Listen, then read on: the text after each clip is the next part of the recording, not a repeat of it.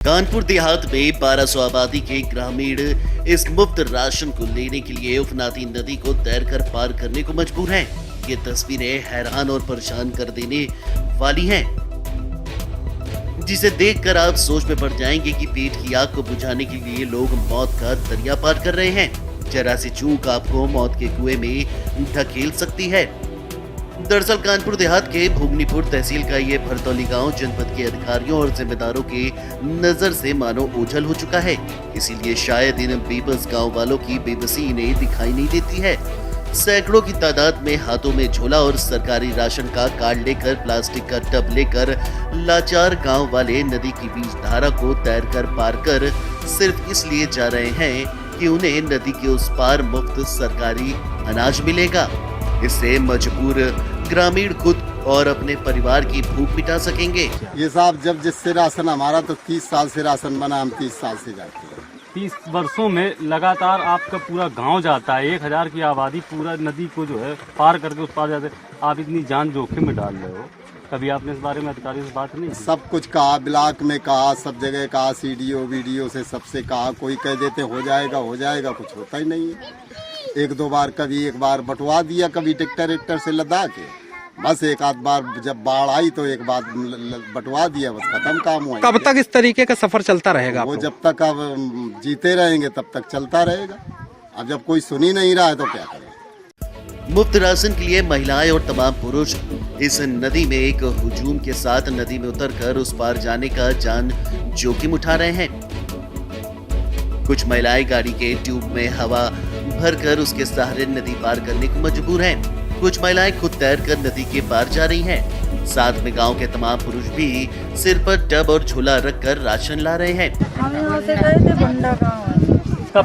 कब से ला रही हूँ राशन? जब से हमें याद भाई, हमारे 30 साल शादी को हुई, जब से हम बराबर जाते हैं।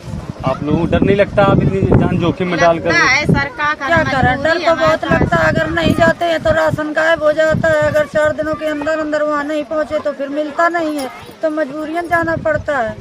क्या करें, अंगूठा न लगाए। इसके लिए कभी आपने बात की अधिकारियों से, कहा कि जो हमारे गांव पे ही राशन बंटवाए? आते हैं नहीं यहाँ पर, कौन आते हैं तो हमारी क्या सुनते हैं वो, यहाँ वहाँ घूम के चले जाते हैं, हमारी कौन सुनता है। आज आप लोग कहीं से आ गए हैं तो इतनी बात कहने को मिल गई है। इस गांव में ज्यादातर महिलाएं तैरना सीख चुकी हैं, क्योंकि मुफ्त राशन पाने की बेबसी ने उन्हें तैरना भी सिखा दिया है। प्रधान जी, क्या नाम है आपका? मेरा नाम जगदीश सिंह है। किस गांव के रहने वाले हैं? ग्राम पंचायत भरतौली का रहने वाला हूँ। प्रधान जी, आपके गांव में महिलाएं पुरुष, आपके गांव की जितनी आबादी है, सब नदी पार करके राशन लेने जाती है, क्या है मामला? मामला ये है कि 5 गांव में एक राशन की दुकान है। इस वजह से लोगों को नदी पार करके, और 12 महीना यहाँ खेती किसानी के खेत हैं और जंगल है, तो सब ये समस्याएं हैं। बार बार जाना आना पड़ता है। गर्भवती महिलाएं बच्चे राशन लेने जाते हैं। यहाँ से 3 किलोमीटर दूर पड़ती है राशन की दुकान। तो शासन और प्रशासन से मेरा आग्रह है कि मेरे गांव के लिए अलग से दुकान कर दी जाए। तो कब ये समस्या झेल रहे हैं आप? समस्या बहुत पुरानी, ये लमसम 20-22 साल से यही चल रहा है। कोई पुल की व्यवस्था नहीं है? यहाँ पुल की व्यवस्था भी नहीं है, नाव की भी व्यवस्था नहीं है। अच्छा, अगर ये नदी पार ना करी जाए तो फिर कितना लंबा सफर होगा? नदी अगर नहीं पार करके जा रहे हैं तो हमें 150 रुपए खर्चा करके हमें 30 किलोमीटर घूम के जाना पड़ता है, मूसानगर होके, तब जाके चपरघटा से फिर वहाँ बरंडा पहुँचते हैं। बड़ा सवाल ये है कि प्रदेश सरकार के 3 मंत्री इसी जनपद में हैं, जिसमें एक कैबिनेट मंत्री और राज्य मंत्री हैं। फिर भी इस गांव पर सत्तासीन सरकार की नजरें क्यों नहीं पड़ती हैं? देखिए, ये प्रकरण अभी आपने मेरे संज्ञान में लाया है और मैंने डीएसओ साहब से बात भी करी है। जो नियम है वो ये है कि 4000 जो राशन कार्ड धारक होते हैं उन पे एक दुकान होती है, परंतु यदि इस तरीके की कोई नेचुरल बाउंड्री वगैरह हो जाती है तो हम लोग एक अलग दुकान का भी प्रस्ताव ग्राम समाज के प्रस्ताव पर तहसील स्तरीय समिति द्वारा किया जा सकता है।